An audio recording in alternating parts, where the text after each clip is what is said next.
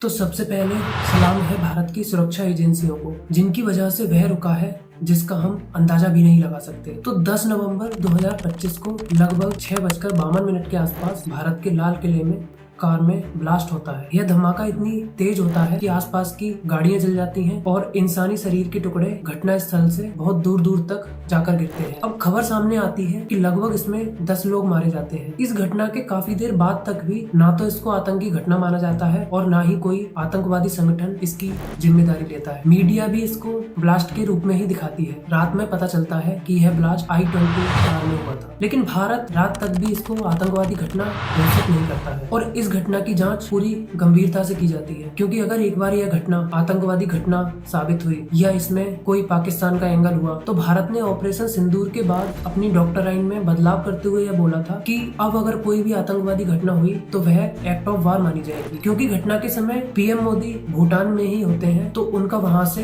एक संदेश आता है कि इस घटना के लिए जो भी जिम्मेदार है उनको बख्शा नहीं जाएगा। हमारी एजेंसियां इस षड्यंत्र की तह तक जाएगी। इसके पीछे के षड्यंत्रकारियों को बख्शा नहीं जाएगा। All those responsible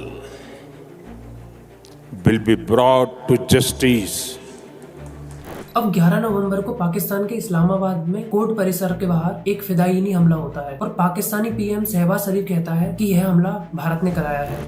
जब मैंने कल के वाक़े के ऊपर एक स्टेटमेंट दी और जिसमें कहा कि फतनल खवारिज इसमें हिंदुस्तानी हाथ शामिल है, जबकि वहां का रक्षा मंत्री कहता है कि यह हमला अफगानिस्तान ने कराया है और खुद को स्टेट ऑफ वॉर भी डिक्लेयर कर देता है। मतलब पाकिस्तान 1 मिनट भी नहीं लगाता दोनों देशों से पिटने की तैयारी करने में।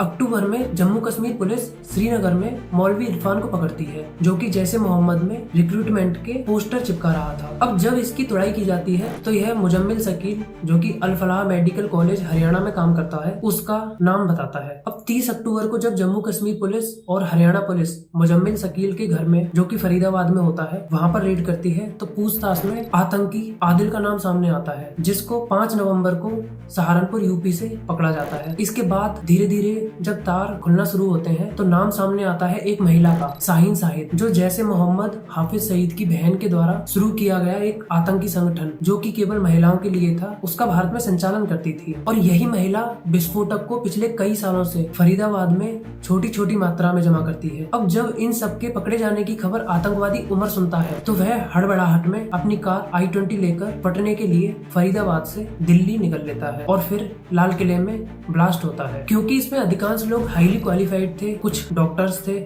और कोई CPMT टॉपर था, कोई नीट टॉपर था, इसलिए इसको व्हाइट कॉलर टेररिज्म का एक नया रूप कहा गया है। मतलब कि यह सब वे लोग थे जिन पर शायद कभी किसी को डाउट ही ना हो कि ये भी आतंकवादी हो सकते हैं। अभी तक की रिपोर्ट से पता चलता है कि इन्होंने अपना बेस कैंप फरीदाबाद की अल फलाह यूनिवर्सिटी में बनाया हुआ था और यूनिवर्सिटी के बिल्डिंग नंबर 17 के रूम नंबर 13 में सीक्रेट मीटिंग्स किया करते थे। बात करें अल फलाह यूनिवर्सिटी की, तो इस यूनिवर्सिटी का फाउंडर जवाद अहमद सिद्दीकी, जो खुद 3 साल तिहाड़ जेल में रह चुका है। र्यूमर्स की अगर माने तो इन लोगों का भारत के 32 ठिकानों पर हमला करने का प्लान था, जो कि 6 दिसंबर को होने वाला था। 6 दिसंबर वही तारीख है जब बाबरी मस्जिद का ढांचा गिराया गया था। सोचिए कि वह ब्लास्ट कितना बड़ा हो सकता था, जिसको हमारी सुरक्षा एजेंसियों ने नाकामयाब कर दिया। अब भारत इन्वेस्टिगेशन करने के बाद 12 नवंबर को जब CCS की बैठक होती है, जिसमें कि प्रधानमंत्री, रक्षा मंत्री, गृह मंत्री, वित्त मंत्री और विदेश मंत्री भी शामिल होते हैं, वहां से इस घटना को एक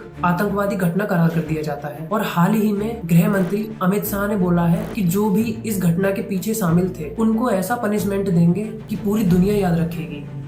लेकिन एक चुनौती जो सभी के सामने है कि ये सभी लोग इतने हाईली क्वालिफाइड थे, तो हम आतंकी और उनके आकाओं को तो खत्म कर सकते हैं, लेकिन उनकी ये सोच को कैसे खत्म किया जा सकता है। आप अपने थॉट्स इस वीडियो के कमेंट बॉक्स में लिख सकते हैं।